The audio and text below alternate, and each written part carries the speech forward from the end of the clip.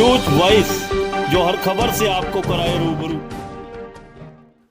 संगठन विस्तार कार्यक्रम के तहत कार्यकर्ताओं को संबोधित करने रेवाड़ी पहुंचे इनेलो नेता चौधरी अभय चौटाला ने सरकार को जमकर आड़े हाथों लिया और भाजपा जसपा गठबंधन सरकार के 600 दिन पूरे होने पर कहा कि इन 600 दिनों में बजाय कोई नया काम होने के प्रदेश में 9 बड़े घोटाले जरूर हुए हैं, लेकिन हैरानी देखिए कि आज तक किसी भी घोटाले की रिपोर्ट इस सरकार ने सार्वजनिक नहीं की।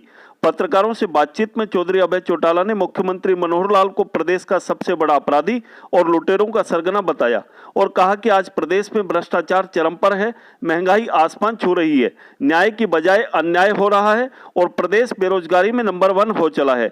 वहीं विपक्ष के हल्ला बोल सवाल पर उन्होंने कहा कि विपक्ष में आज कांग्रेस पार्टी है और पूर्व मुख्यमंत्री भूपेंद्र हुड्डा सरकार के दबाव में बीजेपी से मिले हुए हैं, लेकिन हम कभी बीजेपी के सहयोगी नहीं रहे, उल्टा बीजेपी को ही हमेशा हमारी वजह से सत्ता मिली है और बीजेपी ने हमारे नीचे बैठकर काम किया है। एसवाईएल को लेकर पूछे गए सवाल के जवाब में अभय चौटाला ने कहा कि एसवाईएल का फैसला हमारे हक में आ ही चुका है, लेकिन अब मध्यस्थता के नाम पर सरकार सिर्फ जनता को गुमराह करने का काम कर रही है। उन्होंने कहा कि तीसरा मोर्चा तो हर हाल में बनकर रहेगा।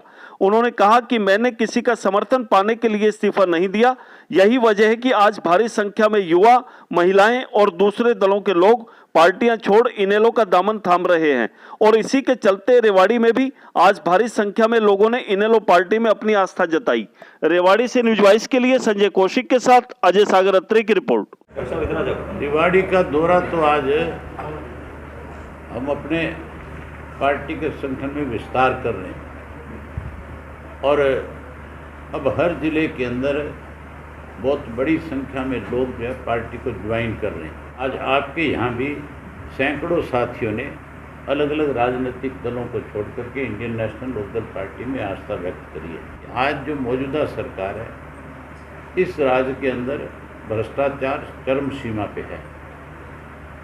आज तो जो मुख्यमंत्री अपने आप को कहीं ये कहता था कि मैं ईमानदार हूँ, आज उसकी भी पोल खुल गई। मुख्यमंत्री तो आज लुटेरों का, चोरों का सबसे बड़ा सरगना है। इतने लोग इस प्रदेश को लूट रहे हैं, उन सब को इसने प्रोटेक्शन दे रखी है। सबसे बड़ा अगर कोई आज इस प्रदेश का अपराधी है इस भ्रष्टाचार का, तो प्रदेश का मुख्यमंत्री है। कानून व्यवस्था का दिवालिया पिट गया। आज की तारीख के अंदर किसी भी व्यक्ति को कहीं जाकर के न्याय अगर वो मांगता है तो न्याय की बजाय उसके साथ अन्याय होता है। वहीं बेरोजगारी में हमारा प्रदेश अव्वल है। आज देश के अंदर सबसे ज़्यादा बेरोजगार अगर किसी प्रदेश के युवा है तो वो हरियाणा के है। इन सब चीज़ों के लिए जिम्मेवार जो है प्रदेश का मुख्यमंत्री है। सिर्फ अखबार में सरकार है, विपक्ष कांग्रेस है और कांग्रेस जो है भूपेंद्र सिंह हुड्डा जो है आज पूर्ण रूप से मुख्यमंत्री के दबाव में, बीजेपी के दबाव में, बीजेपी से मिला हुआ है।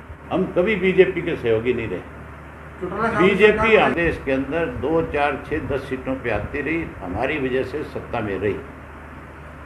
हमने एक दिन भी जाकर के बीजेपी को कहीं कोई समर्थन और सहयोग नहीं दिया। हमारी वजह से बीजेपी को सत्ता मिली और जब तक हमारा और बीजेपी का आपस में समझौता था तो बीजेपी हमारे नीचे बैठ करके काम करती थी। बढ़ेगा सर, हर हालत में बढ़ेगा। आपने इस्तीफा दिया किसानों के समर्थन में, अब आप सभी क्षेत्रों में जा रहे हैं, तो किस तरह लोगों का समर्थन या किस तरह लोग आपसे उम्मीदें जता रहे हैं? मैंने कोई इस्तीफा इसलिए नहीं दिया था कि मैं लोगों का जाकर समर्थन लूँगा। आज किसान को फिर कहीं केंद्र की सरकार, प्रदेश की सरकार मिल करके कमज़ोर करना चाहती है, इसलिए मेरे लिए एमएलए पद कोई अहमियत नहीं रखता। मुझे कितनी बार ऐसे पदों से इस्तीफा देना पड़ेगा तो मैं इस्तीफा दूंगा और किसान के साथ खड़ा होकर के उसकी लड़ाई को लड़ूंगा। कभी कोई मध्यस्थता करी नहीं। ये सरकार तो किसान की विरोधी है, इसीलिए आज किसान जो है लगातार आपके अलग अलग बॉर्डर के ऊपर लाखों की संख्या में 8 महीने से बैठा है। एसवाईएल का फैसला हमारे हक में आया हुआ है।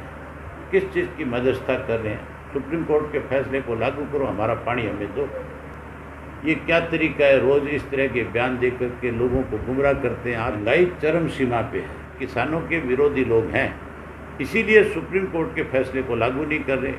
अगर ये किसान के हितैषी होते तो SYL का पानी तो हमारा 2016 में फैसला आ गया था, अब तक बन जानी चाहिए। 2 बड़े घोटाले किए, सरकार ने उन घोटालों का कहीं जिक्र नहीं किया।